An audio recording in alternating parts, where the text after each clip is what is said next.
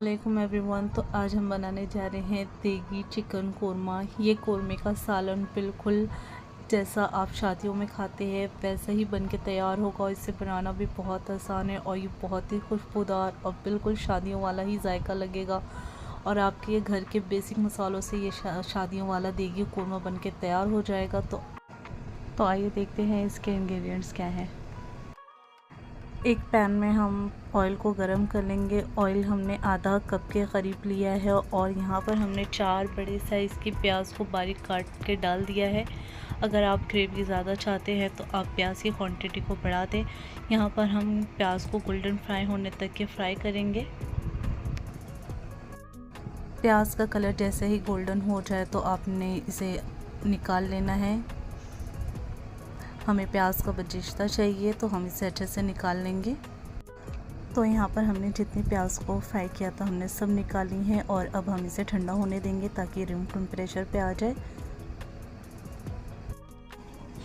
उसी तेल में हम यहाँ पर 2 हरी इलायची, 4 से 5 लौंग, 4 हमने मिर्च और 2 हमने तेज़पात के पत्ते को डाल दिया है।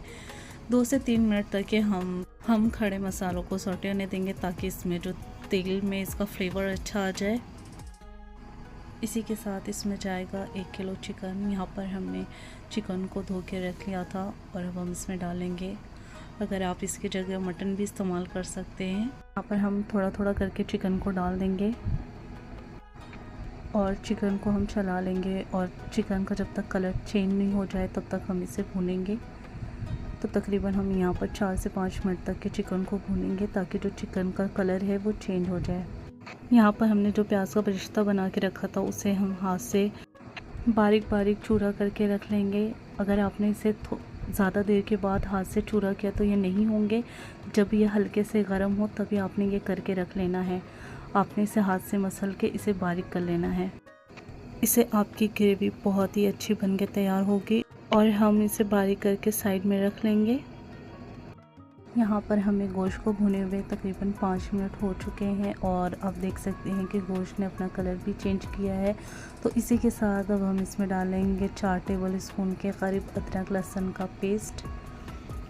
और हम अदरक लहसुन के पेस्ट में इसे 5 से 6 मिनट तक के अच्छे से भून लेंगे। अदरक लहसुन के पेस्ट में भुने हुए हमें तकरीबन 5 मिनट हो चुके हैं। तो इसी के साथ अब हम इसमें डाल देंगे 150 ग्राम के करीब हमने यहाँ पर दही का इस्तेमाल किया है और उसे डाल के अच्छे से मिक्स कर लेंगे। इसी के साथ इसमें जाएंगे कुछ सूखे मसाले जिसमें हमने 4 चम्मच भर के धनिया पाउडर लिया है, 3 चम्मच के करीब हमने यहाँ पर ज़ीरा पाउडर लिया है, कश्मीरी मिर्ची हमने यहाँ पर 2 चम्मच के करीब ली है, 1 चम्मच हमने लाल मिर्ची पाउडर लिया है, 1 चम्मच हमने यहाँ पर हल्दी पाउडर लिया है और नमक हस्बे ज़रूरत। यहाँ पर आपने कोशिश करना है देगी लाल मिर्ची ही डालें, कश्मीरी लाल मिर्ची। इससे आपकी जो ग्रेवी का कलर है वो बहुत अच्छा आएगा। तेज़ आप अपने अकॉर्डिंग रख सकते हैं। यहाँ पर मैंने तेज़ को कम रखा है, आप अपने टेस्ट के अकॉर्डिंग रख लें। इसे डाल के आपने इसे अच्छे से मिक्स कर लेना है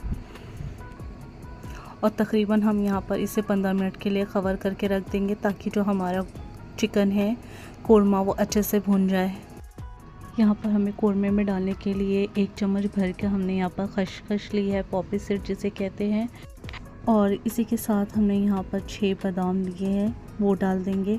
और यहाँ पर मैंने काजू कनी का इस्तेमाल किया है तो मैंने यहाँ पर आधी मुट्ठी के करीब काजू कनी लिया है। अगर आप साबुत इस्तेमाल कर रहे हैं तो आप 15 ले लें और हम इसे भिगा के इसका बारीक सा पेस्ट बना लेंगे और इससे आपकी ग्रेवी बहुत ही दानेदार बन के तैयार होगी।